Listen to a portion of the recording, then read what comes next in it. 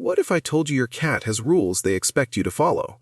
Would you know what they are? Most owners think they do, but cats have silent expectations that go way beyond food, water, and attention. These are unspoken rules your cat tests you on every single day, and if you keep breaking them, which most people do without realizing it, your cat won't tell you. They'll just quietly lose trust in you. Let's start with the one almost everyone gets wrong. 1. Staring into your cat's eyes. Have you ever looked straight into your cat's eyes and wondered why they suddenly turned away? You probably thought nothing of it. Maybe they got distracted. But here's what was actually happening. In cat language, direct eye contact is not love. It's a challenge. When you lock eyes with your cat and hold that stare, even for a few seconds too long, your cat reads it as a threat. It's hardwired into their instincts. In the wild, a prolonged stare between two cats is what happens right before a fight.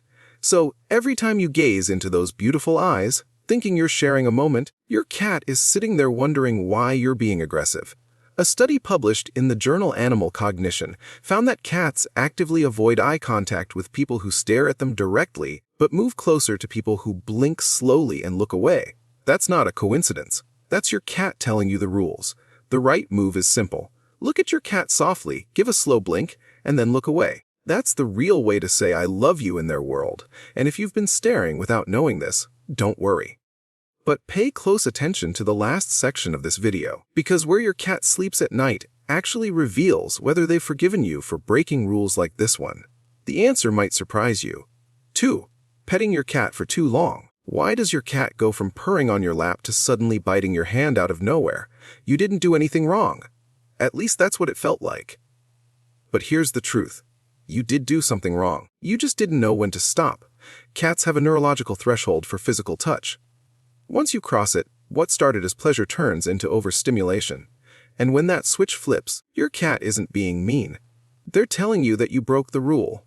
Researchers call it petting-induced aggression. It happens because the repeated stimulation on their skin starts to irritate the nerve receptors.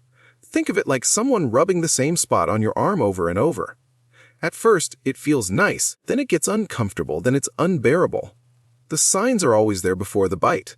Their tail starts twitching, their ears flatten slightly, their skin ripples along the back. Most owners miss every single one of those signals because they're too focused on how cute the moment is. The rule is simple. Pet in short sessions. When you see any of those signals, stop. Let your cat decide when they want more. That's not rejection. That's your cat teaching you how they want to be loved. And hey, before we move on, if this is already changing the way you see your cat, hit like and subscribe so we can reach more owners who want to learn the rules their cat will never meow about. 3. Moving their favorite spot. You know that one spot your cat always sleeps in. What happens when you move the blanket, rearrange the couch, or toss out that old box they loved? Most owners don't think twice about it. You're just cleaning up. But to your cat, you just destroyed something that belonged to them. Cats don't see your home the way you do. They map their entire world through scent and territory. Every spot they claim gets marked with the pheromones from their face and paws. That's their way of saying, this is mine, this is safe, I belong here. So, when you move their favorite blanket to a different room or rearrange the furniture, your cat doesn't just feel annoyed, they feel displaced. That sense of security they built around that spot is suddenly gone, and they have no idea why. A study from the Journal of Feline Medicine and Surgery found that environmental disruption is one of the top triggers of stress in indoor cats. Something as small as moving a bed to the other side of the room can cause anxiety, loss of appetite, and even litter box avoidance. The rule here is respect what they've claimed. If your cat has chosen a spot that's not random, that's a decision. And if you absolutely need to move something, do it gradually. Shift it a little at a time so your cat can adjust without feeling like their safe space just vanished overnight. 4. Talking to them while they eat.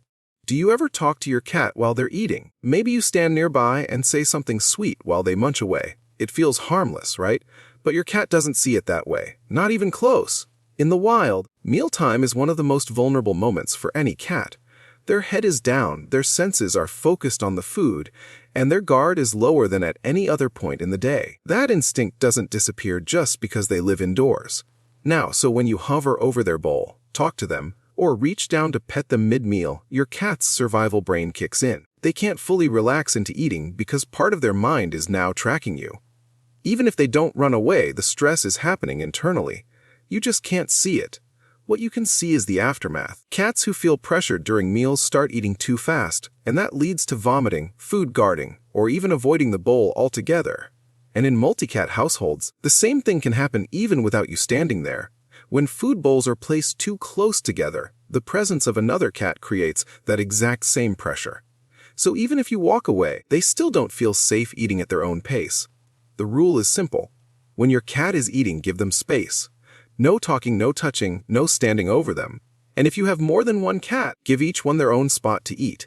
Those few minutes at the bowl belong to them and only them. 5. Ignoring them when you walk in. When you come home after a long day, what's the first thing you do? Toss your keys, check your phone, kick off your shoes. But have you ever noticed your cat was right there waiting for you? Most owners walk right past them without a second thought. And to you, it's nothing. You're tired. You're distracted. You'll pet them later. But to your cat, that moment meant everything.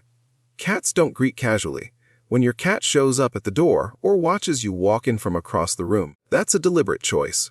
They're acknowledging you, and they expect you to acknowledge them back. This isn't neediness. It's a social ritual that cats take seriously. Researchers who study feline behavior have found that cats form greeting patterns with their owners just like they do with other cats they trust.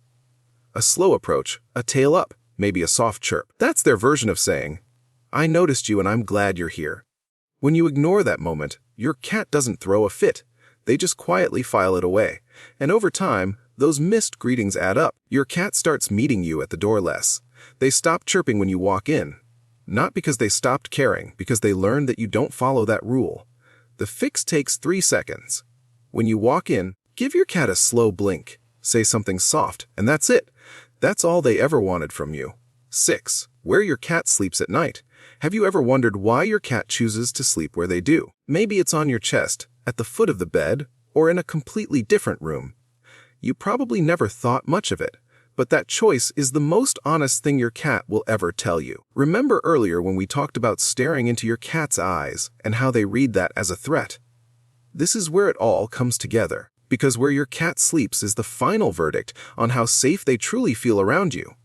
A cat who sleeps on your chest or curled up near your face is telling you something powerful.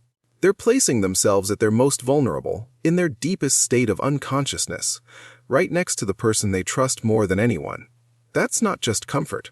That's complete surrender. A cat who sleeps at the foot of the bed still trusts you, but they're keeping a little distance. They want to be close, but they also want an easy exit. That's not rejection. That's a cat who's still learning your patterns and making sure you're safe to fully let their guard down around, and a cat who sleeps in another room entirely.